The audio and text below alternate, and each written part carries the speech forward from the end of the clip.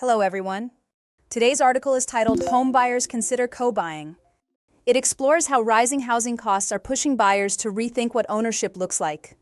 Instead of focusing on prices alone, the article examines how shared ownership with friends is reshaping both financial decisions and social boundaries. Let's pause for a moment before we move into the article. We'll watch a short clip related to today's topic. As you watch, think about what ideas or questions it brings to mind. I think every generation has had their challenges of getting their foot in the door of home ownership, but I don't think we've ever seen the cost of home ownership be this high. The current housing supply in the U.S. does not meet demand, with an all-time high shortage of 4.7 million units reported in 2023. This demand has partly resulted in average sale prices surging nearly 40% over the past 5 years alone. But coupling up quadruples the number of affordable listings for prospective homebuyers. Now that we've seen the clip, let's take a step back. Before we dig into the details, it helps to explore a broader idea behind the story.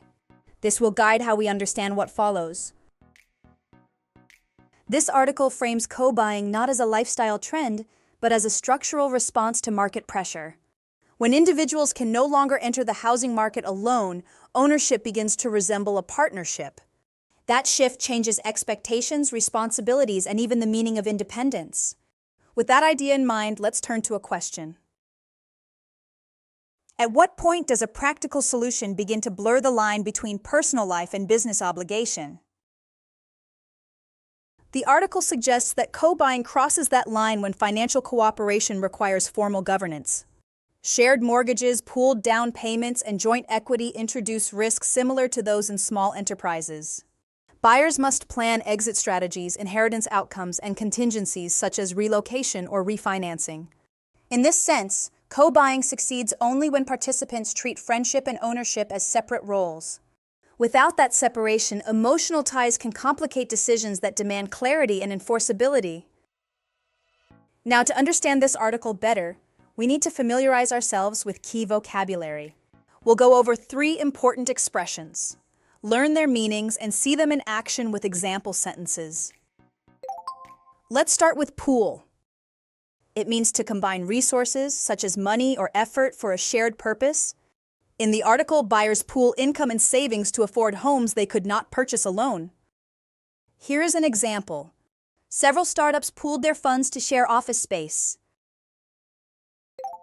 Next, we have contingency. It refers to a possible future event that must be planned for in advance. In the article, legal agreements include contingencies such as job relocation or relationship changes. Here is an example. The contract included a contingency in case financing fell through. Finally, let's look at viable. It describes an option that is practical, realistic, and capable of working. In the article, co-buying is presented as viable for some households, but not for everyone. Here's an example. Remote work has become a viable option for many professionals. Now that we've explored the main themes and vocabulary, let's reinforce our understanding with a summary dictation exercise. Listen carefully and fill in the blanks. With high mortgage rates and limited housing supply, some U.S. buyers are turning to co-buying homes with friends to afford property they couldn't manage alone. By pooling income and sharing costs, buyers can enter expensive markets sooner.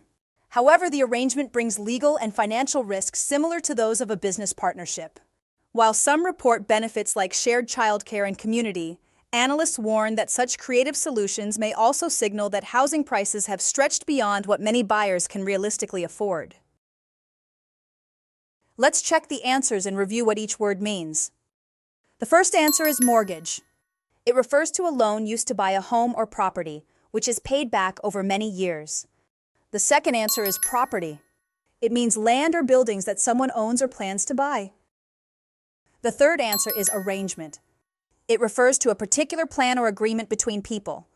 The fourth answer is stretched. It means pushed beyond reasonable limits or affordability. The fifth answer is realistically. It means in a way that is practical and based on real conditions rather than hopes.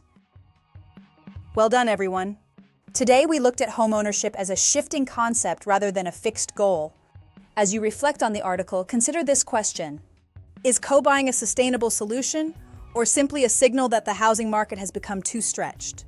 We'll explore your ideas in the review session.